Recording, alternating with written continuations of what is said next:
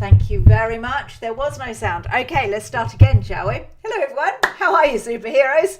I've been yapping away. Thank you for sharing that. Yes, I had the mute button on. Can you let me know if you can hear me now? Can you say, yeah, I can hear you now, Amanda? Let me know. Let me just check that it's working. Oh, don't you love live? So if you are here live, let me know. Hashtag live and let me know that you can hear me, please. Can you hear me now? Let me know, please. All good. Woohoo! All right, let's crack on. Okay, so loud and clear on Facebook. No sound on LinkedIn. Hopefully there'll be sound in a second on LinkedIn.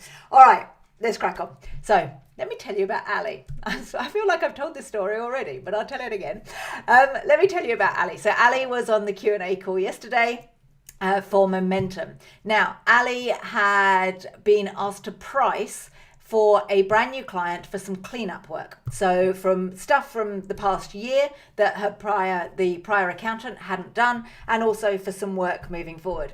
And Ali was saying to me that she didn't know how to price it because she had no idea whether it was going to be an easy job or a difficult job.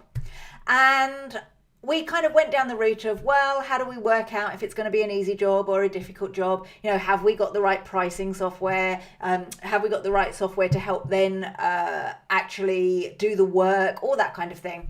And I went, hey, come on, we're looking at this the wrong way. And I was like, let's take a step back for a moment.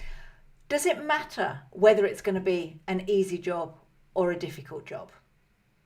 Okay, so let me just share this with you, all right? She has a job to do. She has to clear up all of the mess from the last year, and she has to give a price for all the work moving forward. Okay, morning in, how you doing? So she has to clear up from last year and give a price for moving forward. She doesn't know if it's going to be easy or difficult, so she doesn't know how to price it. And I was like, yeah, let's see if we can come up with some ways. And then I went, stop. We're looking at this all wrong, because whether it's easy or difficult, the end result will still be the same. So the value that you provide to the client will still be the same, whether or not you find it easy or difficult. And she was like, yeah, that's right. We will clean up, we'll get them all sorted, we'll get them all compliant, and everything will be fine. So what we've got to stop doing is looking at how easy a job is and actually start looking at the value we're going to provide the client. So whether it's easy or difficult, the value stays exactly the same. So if you were going to find this job really, really difficult to do, and it's going to take you a long, long time, but the value is exponential, how much would you price it at? And that would be, I don't know, $3,000, $4,000, $5,000 or pounds. Ali's based over in America, so it would be dollars for her. Okay, so doesn't matter how long it took her, the value would be $5,000. Now, if Ali could find a hack to enable her to actually do this work quicker, would she charge less for it, or should she charge less for it, or should she charge the same, and should she reap the benefits of being better at doing the work or having the systems in place to do the work faster? Just because Ali might be able to find a way to do it faster doesn't mean that she should charge the client less. So when we were talking about pricing and about, oh, it might take me this long, but I might be able to save them some time, don't look at your pricing in that way. It's not about that. It's, this is the end result that I'm going to give you, and this is how much time I think it's going to take, although we don't want to be pricing by time. But, you know, this is the end result, and this is the price. If Ali is able to find an easier way to get that work done, then that is Ali's benefit. She can make more money from that work. And if the work is done in exactly the same way as she quoted for, so the end result for the client is exactly the same, whether it took Ali 5 minutes or 5 hours, and the client is happy with paying the higher price, then Ali should always price at the higher price. It should never be on how much time it took her to do that work. And this is what value pricing is all about, because it's all about getting the job done and what is the value to the client. And it was a really interesting way, because interesting conversation, because when we were on the Q&A call, there were other accountants on the call as well. And when we were on the Q&A call, some of the other accountants were like, oh, what did the last accountant charge? You know, can we look at what they charged and maybe look at something like that? And actually we went back into the old way of pricing and thinking about how to price something. It was always looking back of what have they paid before, what kind of things could we do for them that, other people have done.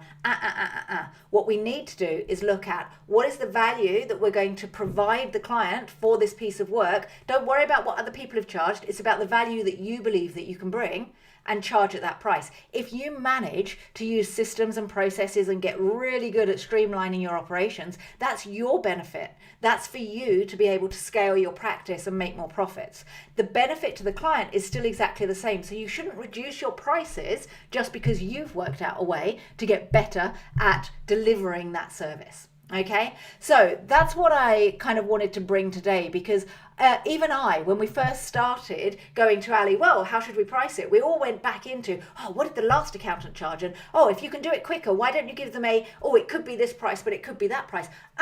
No, we were all going down completely the wrong route. It was, this is the price, this is the value. And if Ali manages to find a hack, then she benefits from that, because the client already benefits from having the really good value outcome. All right. So when you're thinking about pricing, if you are not sure, if you think, but it might be able to be done cheaper because if I introduce this piece of software, then I can do it quicker. No, it's all about the value. What value are you providing your ideal client? And if you can streamline your processes, that's your benefit. Okay, that's to your benefit. That's your profits. That's you running a better business, and you benefit from that. You don't discount for the client. So hope this has been helpful. When it comes to pricing, it is probably the most difficult thing to get your head around when it comes to running a practice, is how do you price? You're not going to get it right straight away. You're going to increase your prices over time as you get more and more confident. But one thing that you can do is start thinking about the value you're providing, not the time you're spending doing that work. And there are other tools out there that can help you as well, like Go Proposal and Practice Ignition, all these kind of things. But when you're in startup mode, or when you only have a few clients and you don't want to have a big tool to quote, start thinking about the value rather than the time.